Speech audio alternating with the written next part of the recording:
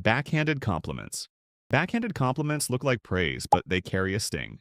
Saying, "You're so articulate," assumes you weren't expected to be. "You're pretty for your race," pretends to be kind, but it reduces someone's worth to stereotypes. The harm comes from the hidden message. "You don't belong, but you've surprised me." These comments pile up, leaving people constantly proving they deserve the respect others get by default. It's like being congratulated for climbing stairs when everyone else took the elevator.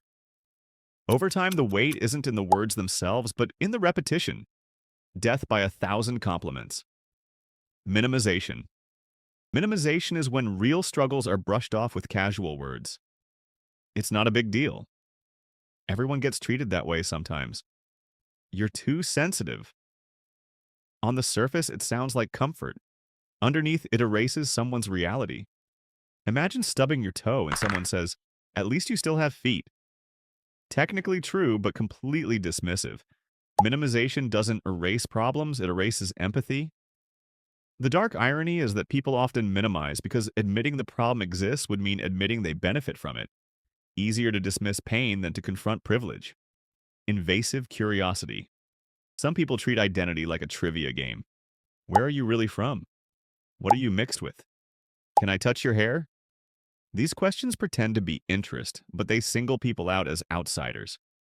Curiosity becomes interrogation. The dark humor is that the person asking often thinks they're being friendly, while the person answering feels like a museum exhibit. Privilege is never realizing that your existence isn't up for questioning. Curiosity may be human, but when the answers aren't optional, it stops being curiosity and becomes control. Tokenism. Tokenism is being treated as the mascot for your identity. In classrooms, it sounds like, "Can you explain this issue for your people?" In workplaces, it looks like being the diversity hire. The surface message is inclusion. The real message is isolation. Instead of being valued as an individual, you're cast as a spokesperson for millions. It's like being given a spotlight, but the light is so bright it blinds you. The cruel twist? If you refuse, you're seen as unhelpful. If you comply, you're trapped in a role you never volunteered for. Stereotype assumptions. Stereotype-based microaggressions squeeze people into boxes before they even open their mouths. "You must be good at math." "You don't look gay." "You people are always athletic." It seems harmless until you realize stereotypes strip people of individuality. They turn complex lives into caricatures.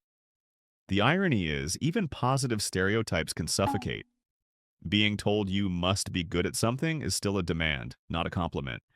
It's like being forced to wear a costume you didn't choose, and worse, being punished when you can't perform the part convincingly enough. Tone policing. Tone policing shifts the spotlight away from what someone is saying to how they're saying it. "Calm down."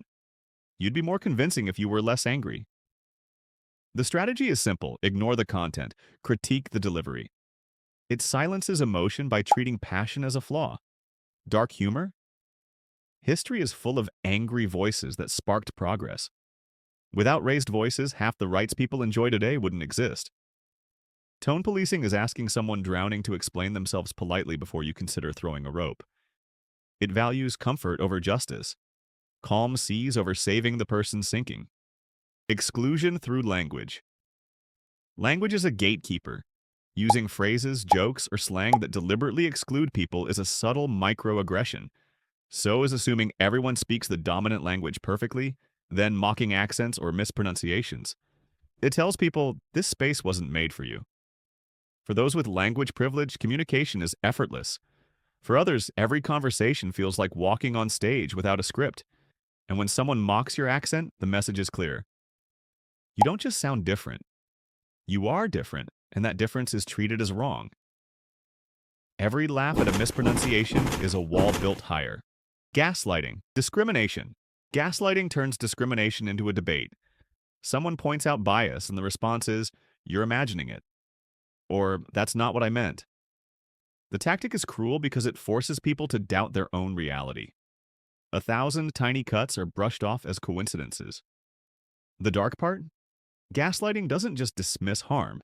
It makes the harmed person look irrational for even noticing.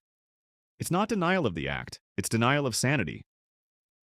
Over time, the victim begins to question their memory, their judgment, even their worth, all because someone wanted to avoid accountability. Invisible barriers.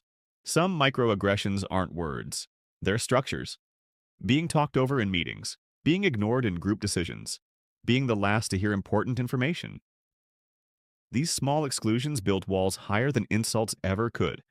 They send the message, you don't matter as much. Unlike outright slurs, these barriers hide behind professionalism and politeness.